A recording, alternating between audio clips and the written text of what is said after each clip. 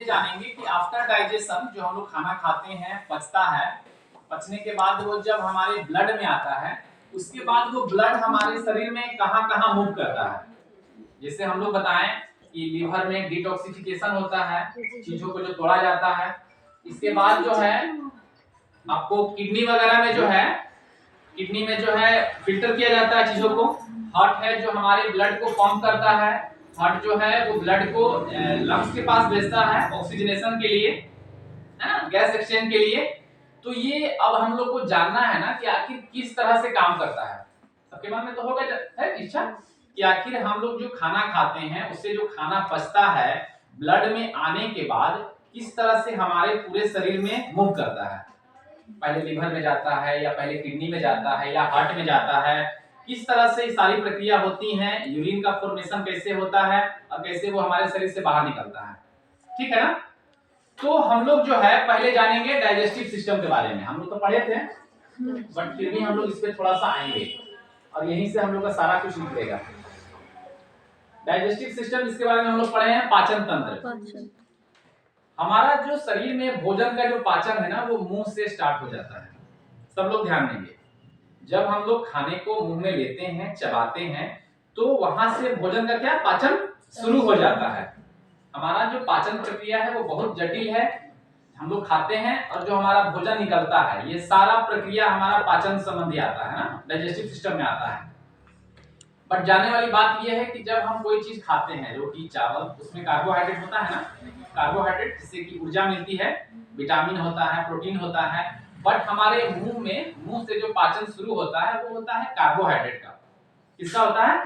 Carbohydrate. जब हम कोई खाना खाते हैं और उसको चबाते हैं, उसमें जो वो लार सलाइवा जो मिलता है वहां से कार्बोहाइड्रेट टूटना शुरू होता है। टूटने का मतलब हो गया पाचन स्टार्ट, है ना। टूटने का मतलब हो गया पाचन स्टार्ट। बट वहां पे केवल कार्बोहाइड्रेट का ही पाचन होता है। इसके बाद फेरिंक्स होता है। फेरिंक्स माने हम लोग का जो ग्रसनी होती है या फिर हम लोग का जो आहार नली बोलते हैं, इसोफेगस। बताया था हम लोग इस पे चर्चा कर चुके हैं कि मुंह में हम लोग चबाते हैं, भोजन को छोटा छोटा तोड़ते हैं, उसके बाद उसमें लार मिलता है ना, जो सलाइवा होती है हमारे मुंह में, जिसको हम लोग थूक वगैरह भी बोलते हैं, जिसको हम लोग फेंकते हैं, वो क्या होता है? एक तरह से पाचक जूस होता है। वो खाने में मिल करके खाने को सॉफ्ट करता है। सारा बना है जो आसानी से गले से उतर सके। अगर ये प्रक्रिया नहीं होगी तो हमारा जो इसोफेगस है, जिससे खाना आहार नाली, वो क्या छिला जाएगा। ना रहता ना, बोलता लोग अच्छे से चबा के खाओ। इसलिए चबा के खाओ कि इसको घुटने में मदद मिले। जितने हम चबाते हैं देखते हैं उतने वो लसलसा हो जाता है, उतने वो चिपचिपा हो जाता है, जो आसानी से पार करता है। ठीक है ना। तो खाना वहां से हमारे स्टमक में आता है, हमारे अमाशय में, पेट में। बताए हैं मुंह में हम लोग खाना लिए, चबाएं, उसमें सारी ग्रंथि वगैरह मिली, वो आहार नाल से होते हुए वो कहाँ आया? स्टमक में, हमारे पेट में, जिसको हम लोग पेट बोलते हैं। स्टमक को ही हम लोग पेट बोलते हैं। वहां पे हाइड्रोक्लोरिक एसिड होता है, आप लोग जानते हैं, पढ़े आप लोग मैट्रिक में। HCl हाइड्रोक्लोरिक एसिड होता है जो उस खाने को फर्दर ब्रेक डाउन शुरू करता है। और उसका जो वाल होता है स्टमक का, पेट का जो वाल, दीवार होता है, परत होता है, उसमें से कुछ एंजाइम निकलता है जहां पर की फैट और प्रोटीन का पाचन शुरू होता है। मुंह से कार्बोहाइड्रेट का पाचन शुरू हो गया, फिर जब पेट में भोजन गया तो किसका पाचन हुआ? प्रोटीन का और फैट का। प्रोटीन और फैट का पाचन वहां से शुरू हो गया। उसके बाद खाना जो है ना वो हमारे छोटी आंत में आता है ना। स्टमक के बाद क्या आता है? छोटी आंत। छोटी आंत में क्या होता है कि लीवर के द्वारा जो बाइल नामक जूस मिलता है वो छोटी आंत में आके गिरता है। हम बताया था ना कि लीवर एक ऑर्गन के साथ साथ एक ग्लैंड भी है। ग्लैंड इसलिए है क्योंकि वो एक जूस बनाता है। बताए थे ना ऑर्गन और ग्लैंड के बारे में कि हमारे शरीर का ऑर्गन जो है वो बहुत सारा एक जैसा टिश्यूओं से मिलके बना है। बताए थे बहुत सारा एक जैसा टिश्यूओं से मिलके क्या बना है? ऑर्गन, जिसका एक अपना काम है। तो लीवर का एक अपना काम है एज ए ऑर्गन डिटॉक्सिफिकेशन। कल बताए ना, कोई भी खाना खाते हैं उसमें अगर टॉक्सिन चीज है, उसमें अगर हानिकारक चीज है, उसको वो कम हानिकारक करता है, उसको वो तोड़ता है। बताए थे। और ग्लैंड के बारे में बताए थे कि ग्लैंड एक ऐसा ऑर्गन है, ग्लैंड क्या है? एक ऐसा ऑर्गन है जो केमिकल, जो कुछ जूस बनाता है। बताए थे ना, और वो जूस ही काम करता है। तो इस केस में लीवर क्या बना रहा है? बाइल। बाइल नामक जूस बना रहा है जो कि आपको ऑफ जो बचा हुआ है क्या कार्बोहाइड्रेट, प्रोटीन और फैट वो कंप्लीट रूप से पच जाता है।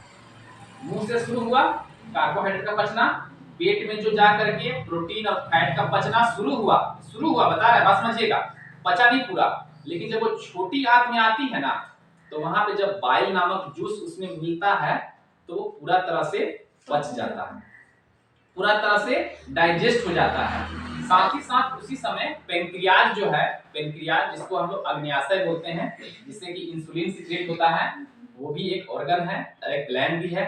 वो क्या करता है, वो कुछ डाइजेस्टिव जूस, जिसको हम लोग पेनक्रिएटिक जूस बोलते हैं, लीवर से निकला बाइल, वो ध्यान देंगे हमेशा, लीवर से क्या निकला बाइल, और पेनक्रियाज से निकला पेनक्रिएटिक जूस। नाम है पेनक्रियाज, निकालता क्या है पेनक्रिएटिक जूस।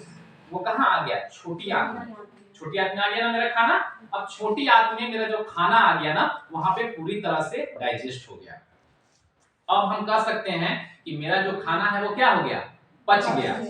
अब काम है उस पचे हुए खाने से जो भी विटामिन, मिनरल, कार्बोहाइड्रेट, फैट जो सारी चीजें निकली ना, अब वो जो वाल है, वो जो आंत है, छोटी आंत, उसका जो अंदर का दीवार होता है, कोई भी पाइप है तो उसका अंदर का दीवार है ना, आप लोग जानते हैं, ब्लड वेसल भी है तो ब्लड वेसल है, उसके अंदर का दीवार होता है ना। ये मान लीजिए कि हमारा आंत है तो इसके अंदर में जो खोखला है तो अंदर से दीवार है ना।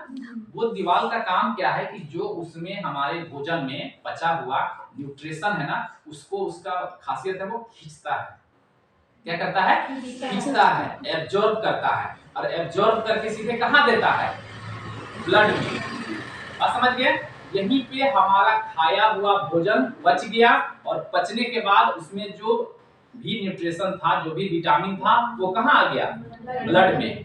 कल आप लोग को एक बात बताए थे कि हमारे शरीर में, शरीर के अंदर सबसे मजबूत जो अंग है, ऑर्गन है, सबसे मजबूत ऑर्गन कौन सा है,